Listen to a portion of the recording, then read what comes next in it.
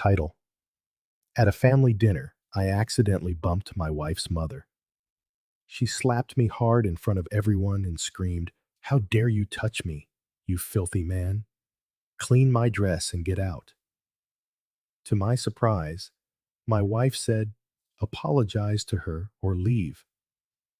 I left the dinner, but when they returned home, a shocking surprise was waiting for them. Chapter 1: The Slap That Shattered Everything. The gentle clinking of silverware and the low murmur of conversation filled the opulent dining room of my in-laws' estate. My wife, Lydia, sat beside me, perfectly elegant in her designer gown, laughing softly at a remark from her brother. Her parents, especially her mother, Eveline, watched every move like sovereigns surveying their peasants. I had always felt like an outsider in their world, a simple small business owner, a man who worked with his hands. I wasn't polished like the doctors and entrepreneurs who lined the long marble table. But I loved Lydia, and that used to be enough. I leaned forward slightly to pass the salad bowl across the table when it happened. I brushed against Evelyn's chair, barely a touch. She gasped theatrically, as if I had spilled acid on her.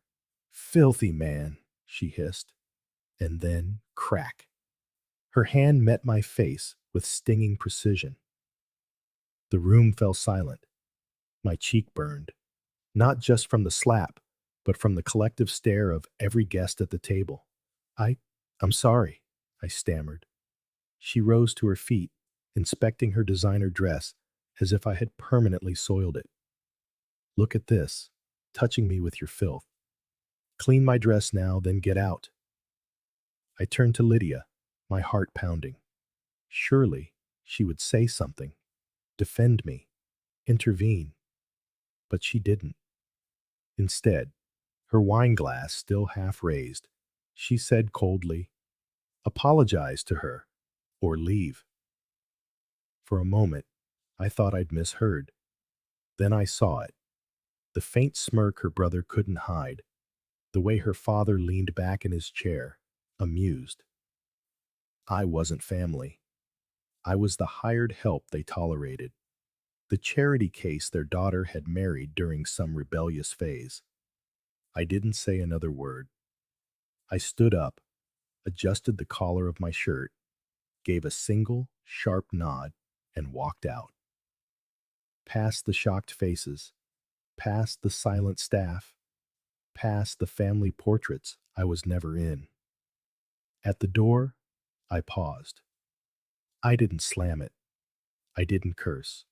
I just smiled, because they had no idea what was waiting for them back home. Chapter 2: The locks were already changed. The night air bit at my face as I stepped outside, but I didn't feel the cold. All I felt was clarity. For the first time in years, I wasn't trying to fit in. I was done begging for scraps of love or respect. I was done. I got into my truck, drove home, and upon arriving, I did exactly what I had been quietly preparing to do for months, just in case things ever went this far. And they had. First, I opened the smart home app on my phone and tapped Disable Access. Every keycard, code, and fingerprint registered to Lydia and her parents. Deleted. Next, I opened the garage. The boxes I'd been packing for weeks, documents, valuables, emergency cash, my tools, were ready to go. I had learned to be prepared. Marrying into wealth doesn't mean security, it means control.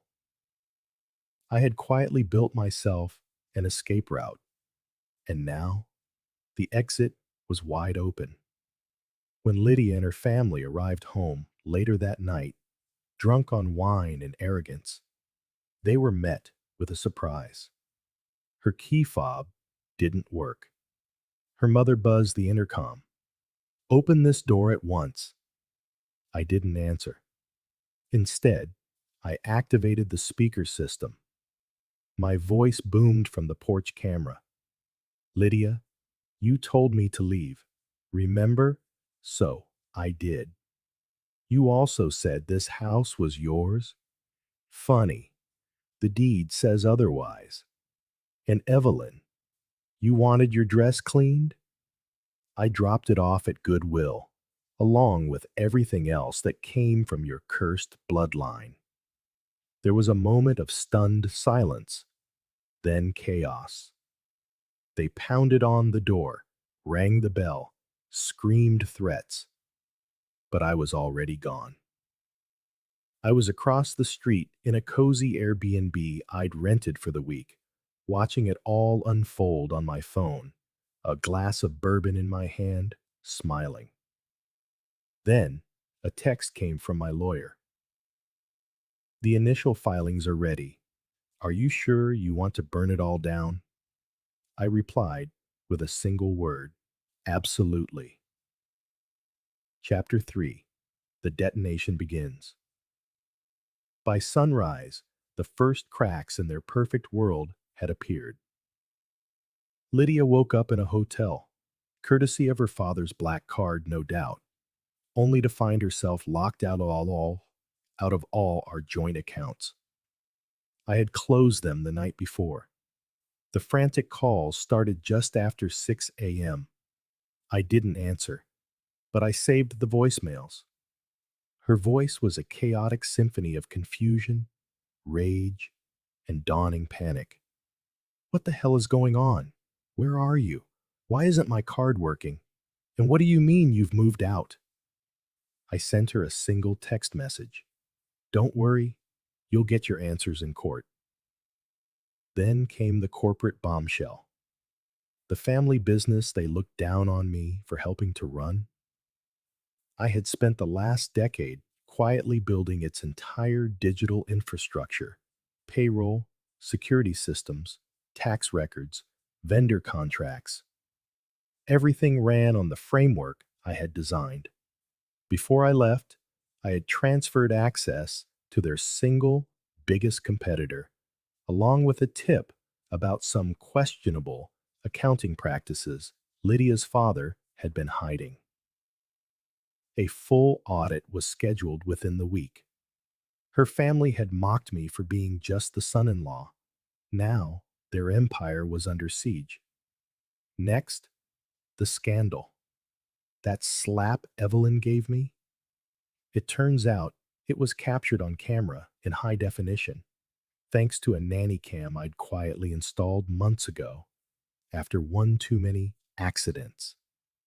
I uploaded the video anonymously. It went viral. A respected socialite slapping her son-in-law and screaming obscenities at the dinner table. The internet caught fire. By mid-afternoon, Lydia's mother had resigned from 3 charity boards. The public backlash was brutal, but the most satisfying blow came late that evening.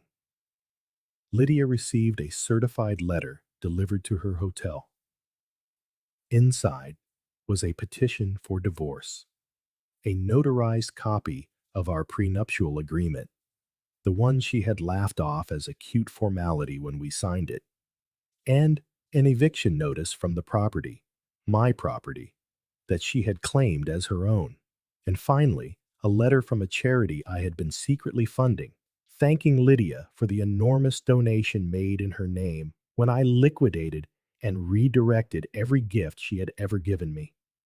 The last line of the letter read, "You mocked the man I was, but you underestimated the man I had become." Chapter 4. Ruins, Regrets, and Realization. The news broke just after lunch. A prominent high society family was under investigation for tax fraud and charitable malfeasance. The headlines dominated local news, then spread nationally. Lydia's father went completely silent. Her mother, humiliated and forced off every board she had ever bragged about, locked her social media accounts, and released a vague statement about private family matters.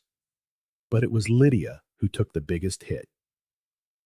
By sunset, her influencer brand had lost its largest sponsor.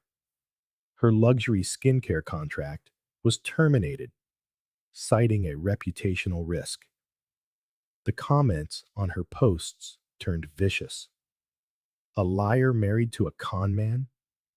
She disrespected her husband, and now karma has hit back harder. No wonder he left with his head held high. She tried calling me again. I let it ring, then blocked her number. But the final act was delivered at her feet. The next morning, Lydia burst into my lawyer's office unannounced, mascara streaming down her face, her eyes hollow. She clutched a crumpled tabloid in one hand and a printed bank transfer in the other. He gave away my car? The watch I bought him? My lawyer calmly slid the prenuptial agreement toward her again. Technically, he gave away what was legally his. You didn't just cheat on your husband, Lydia. You underestimated a man who loved you, and now he's gone. She collapsed into a chair. I never thought he would actually leave. He was just so boring, quiet, always fixing things. Yes, my lawyer replied. And now he has fixed this. Outside, I stood watching from the window of my new apartment. It overlooked the same skyline Lydia used to feature on her social media, the one she said we could never afford. And next to me stood my daughter, the one person who had come to find me that night, crying and apologizing for not defending me at the dinner.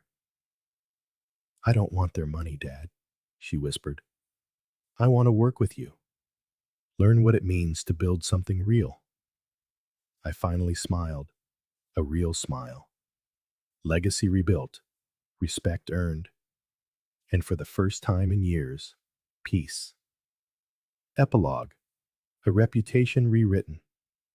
6 months later, a new article came out, this time in a reputable business journal.